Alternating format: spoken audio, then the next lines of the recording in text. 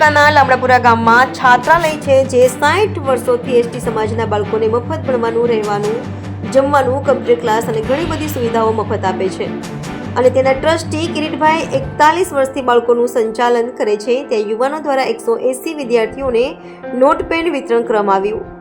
આ પ્રોગ્રામમાં ઉપસ્થિત રહેનાર છાત્રાલયના ટ્રસ્ટી કિરીટ સર, સુરેશભાઈ, ભાતીજી યુવક મંડળ ગુજરાતના પ્રમુખ ફતેસિંહ રાઠોડ, સુભાષભાઈ, મૈજીભાઈ, સુરેશભાઈ, લાલભાઈ અને મોટી સંખ્યામાં યુવાનો તથા વિદ્યાર્થીઓ હાજર રહ્યા હતા।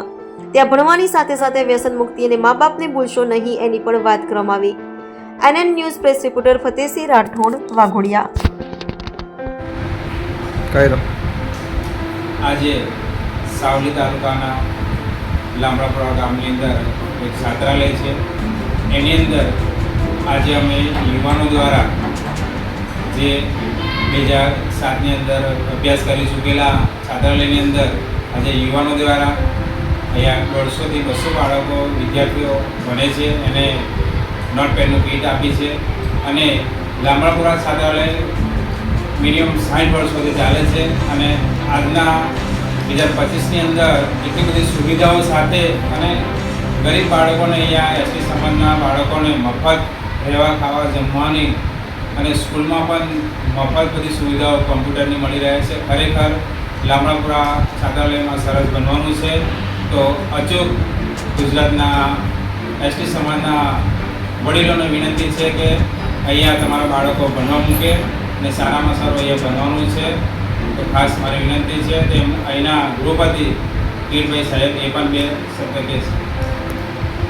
સાવલી તાલુકાના લામડાપુરા ગામે 1965થી ગાંધીજીના વિચારધારાના આદર્શોને વળી અને સર્વોદય યોજના મૂળ એના અનુસંધાને લોકસેવા મંડળ લામડાપુરા કાર્યરત છે। સ્કૂલમાં કેજીથી 12 સુધીનું ભણવાની સગવડ છે।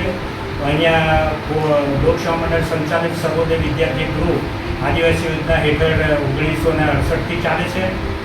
એમાં એસટી, એસસી અને ઓબીસીના અત્યારે 156 બાળકોની ક્રાઇટેરિયામાં સરકારે મંજૂરી આપી છે અને અત્યારે 160 વિદ્યાર્થીઓ આપણી પાસે અભ્યાસ કરે છે। સાથે સાથે અહીંયા કન્યા છાત્રાલય, દીકરીનું કન્યા છાત્રાલય પણ છે અને એ પણ 1971થી ચાલે છે। એ અનુસૂચિત જાતિ યોજના હેઠળ ચાલે છે અને ત્યાં 50 દીકરીઓને રાખી શકાય એવી કેપેસિટીવાળું જે સુંદર અદ્યતન સુવિધાવાળું છાત્રાલય છે અને અત્યારે ત્યાં 40 દીકરીઓ અભ્યાસ કરે છે।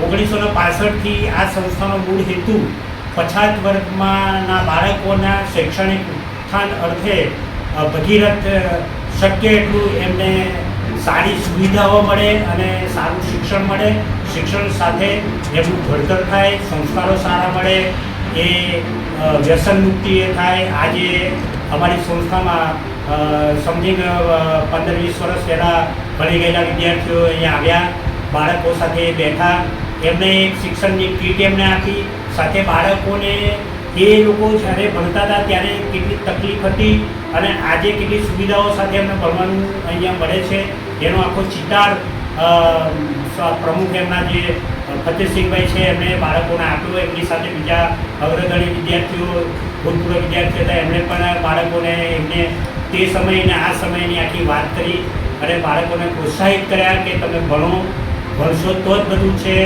એમને શિક્ષણ સિવાય કંઈ છે નહીં। સાથે સાથે તમે મા બાપ તમારા સૌથી પહેલાં એ છે તો એમને તમે વંદન કરો, ત્યાર પછી બીજા બધાની તમે રિસ્પેક્ટ કરો। મા બાપને કાયમ તમે એમને તમને આ જીવન આપ્યું છે તો તમે એમને પહેલાં જ્યારે ઘરે ઉઠો ત્યારે એમને વંદન કરીને આગળ વધો। સાથે સાથે બાળકો અને છોકરાઓને એમણે કહ્યું કે તમે વ્યસન તો ક્યારેય કરશો જ નહીં, વ્યસન કરશો તો તમારું ઘર બરબાદ થશે, તમારું જીવન બરબાદ થશે, તમે સારી રીતે ભણી નહીં શકો। એટલે એટલું સરસ એમને એમના પોતાના જીવનનો આખો ચિતાર આપી અને બધા બાળકોને એવું સમજાવ્યું કે વ્યસન નહીં કરો, મા બાપને તમે આદર કરો અને તમારા ગુરુજનને જે આવી સરસ આટલી છાત્રાલયમાં તમને ભણવાની સગવડ મળી છે તો એનો ઉપયોગ કરીને તમે જીવનમાં આગળ વધો એવી સરસ વાત એમને આજે આ બધા બાળકોને આવીને કરી છે। હું તેઓનો ખૂબ ખૂબ આભાર